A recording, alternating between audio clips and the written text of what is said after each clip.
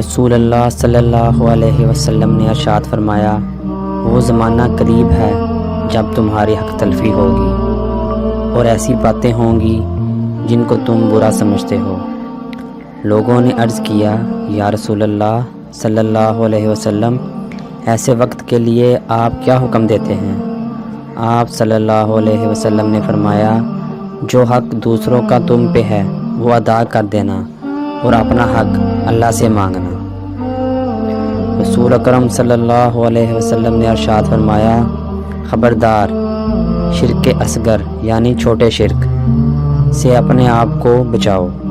صحابہ نے عرض کیا، یا رسول اللہ صلی اللہ علیہ وسلم، وہ شرک اصغر کیا ہے؟ آپ صلی اللہ علیہ وسلم نے فرمایا، ریاکاری۔ رسول اللہ صلی اللہ علیہ وسلم نے ارشاد فرمایا، اپنے شر سے دوسروں کو محفوظ رکھو، یہ بھی ایک قسم کا صدقہ ہے۔ نبی کریم صلی اللہ علیہ وسلم نے فرمایا، لوگوں پر ایک زمانہ ایسا آئے گا جس میں آدمی اس بات کی پرواہ نہیں کرے گا کہ اس نے جو مال کمایا وہ حلال ہے یا حرام۔ رسول اللہ صلی اللہ علیہ وسلم نے فرمایا، انسان کی ہر ایک سانس کے عوض اس پر روزانہ صدقہ دینا لازم ہے جس میں سورج نکلتا ہے۔ عرض کی گئی، یا رسول اللہ صلی اللہ علیہ وسلم، اتنا زیادہ صدقہ دینے کے لیے ہمارے پاس گنجائش کہاں ہے؟ رسول اللہ صلی اللہ علیہ وسلم نے فرمایا، بھلائی کے دروازے زیادہ ہیں۔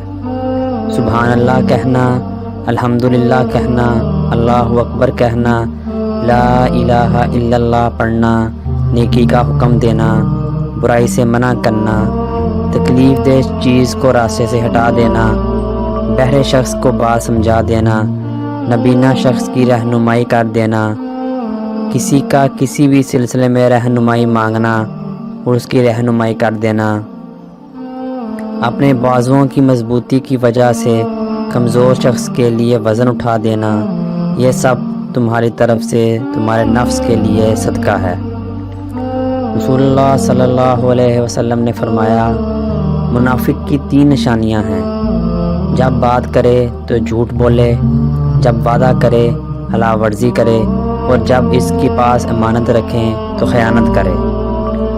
حضرت عائشہ صدیقہ رضی اللہ تعالی عنہا رسول اللہ صلی اللہ علیہ وسلم سے روایت کرتی ہیں کہ آپ صلی اللہ علیہ وسلم نے ارشاد فرمایا، آپس میں تحفے بھیجا کرو کیونکہ ہدیے تحفے دلوں میں محبت پیدا کرتے ہیں۔ رسول اللہ صلی اللہ علیہ وسلم نے فرمایا، وہ شخص ملعون یعنی اللہ کی رحمت سے دور ہے جس نے کسی مومن کو نقصان پہنچایا یا اس کو دھوکہ دیا۔